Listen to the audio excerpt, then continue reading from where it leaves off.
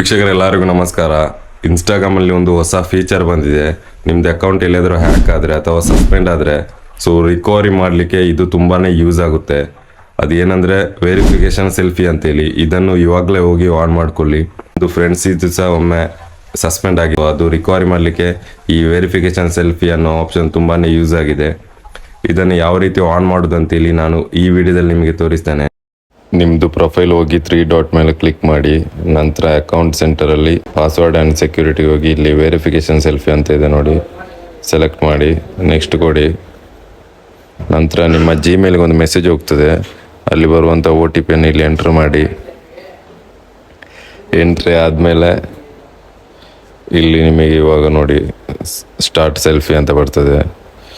ಇಲ್ಲಿ ರೈಟ್ ಮತ್ತು ಲೆಫ್ಟ್ ಹಾಗೆಯೇ ಮೇಲೆ ಎಲ್ಲ ಸೈಡ್ ನೋಡಿ ನಿಮ್ಮದು ಸೆಲ್ಫಿ ವೆರಿಫಿಕೇಷನ್ ಆಗ್ತದೆ. ಫೈನಲಿ ಅಪ್ಲೋಡ್ ಆಗ್ತದೆ.